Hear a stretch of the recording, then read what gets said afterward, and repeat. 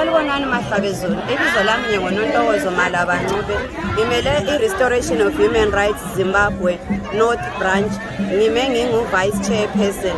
Yikho namhlanje size lapha endaweni yase-Scotland eGlasgow. Sibuye ku-Climate Change Summit ye-United Nations okuthiwa yi-COP26.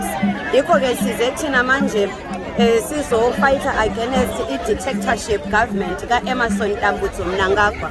U-Emmerson Tambutso Mnangagwa ubemele engu-Minister of State and Justice during the 1980s.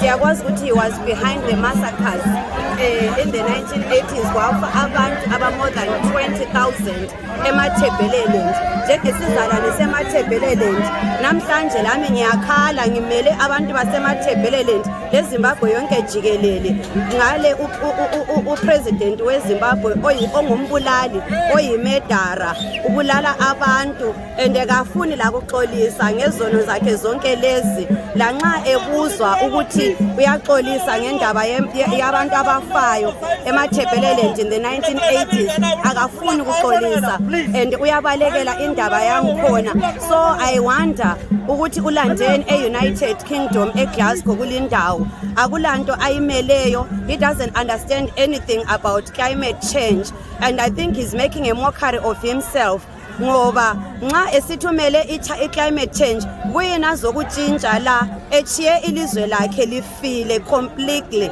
Sibonile izolo u-impose izupco monopoly waletha istimela esakudala esachiwa nguSmith esafakwa nguSmith ngabo 1960s yena usibuyisela in the 21st century esithi sokufanele sibe yisesithwala abantu. What a mockery, what an embarrassment to the Zimbabweans. Uyayangisa lu president, he doesn't deserve to be here. Kumele abuyele eZimbabwe. I'm wondering ukuthi United Nations imvumela kanjani ukubana abuye kulindawo. Khathesi we look at the roads in Zimbabwe, infrastructure yonke is dead, it's fatal.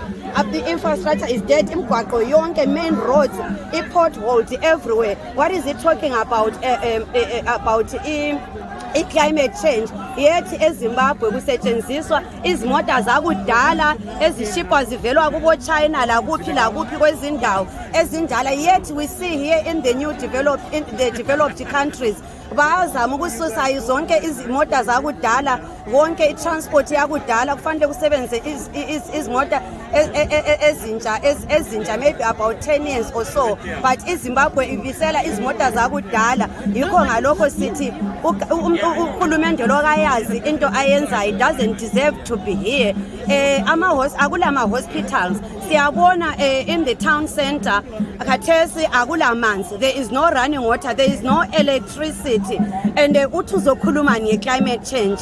Mina ngibone ngani upresident lo akufanelanga abe kulindawo, vele kumele abuyiselwe like now. Zimbabwean lives matter. The people of Zimbabwe matters. ZANU-PF must go. We demand political reforms. Ngoba akula rule of law eZimbabwe. The judiciary system is captured. Enough is enough. Zimbabwean lives matter. ZANU-PF must go. Ngiyabonga Mahlabezulu.